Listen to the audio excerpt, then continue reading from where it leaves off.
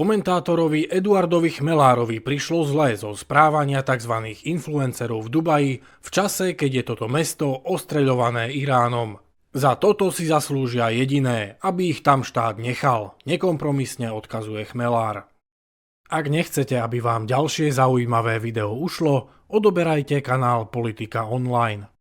Nikomu nič zlé neželám, ale všetkých tých influencerov, celebrity a všakovaké hviezdičky, ktoré nielenže zľahčujú bezpečnostnú situáciu v Dubaji a lákajú tam ďalších klientov, ale navyše vyjadrujú pochopenie pre americko-izraelské útoky na Irán, by som tam jednoducho nechal ako najvhodnejších kandidátov na Darwinovú cenu, ktorá sa udeľuje mentálne znevýhodneným jedincom, ktorí sa zaslúžili o zlepšenie ľudského genofondu tým, že sa z neho sami odstránili neuveriteľne hlúpym spôsobom. A ak už títo digitálni kazatelia luxusu a plitkosti tak radi rozdávajú múdrosti z hotelových bazénov s výhľadom na mrakodrapy, nech si konečne uvedomia aj cenu svojho cynizmu.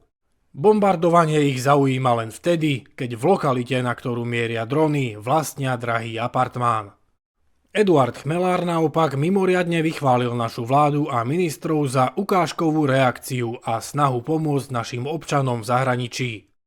Inak chcem vyjadriť hlboké uznanie ministrovi vnútra, ministrovi obrany a všetkým zložkám štátu za osobné nasadenie a perfektnú organizáciu pri evakuácii našich občanov do bezpečia.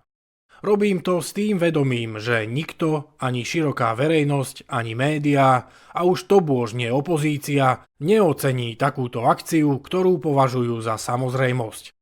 Lenže ona samozrejmosťou nie je. Už pri pohľade na okolité štáty, ktoré takúto pomoc odmietli s arogantným odkazom, že nie sú cestovnou kanceláriou. Chmelár v tejto súvislosti dokonca prekvapil konštatovaním, čo sa mu na Spojených štátoch amerických vždy páčilo. Vždy som obdivoval Spojené štáty v jednej veci, že každý ich občan kdekoľvek na svete, ktorý sa ocitne v núdzi, sa môže spoľahnúť na to, že ho štát dostane domov. My sa tu uškrňame nad filmom Zachránte vojaka Ryana, lebo ho považujeme za sladkastý gíč. Ale to je ich mentalita. Súdržnosť to znamená byť občanom Spojených štátov. Som rád, že máme konečne vládu, ktorá si dôležitosť takéhoto gesta uvedomuje. Celkom vážne.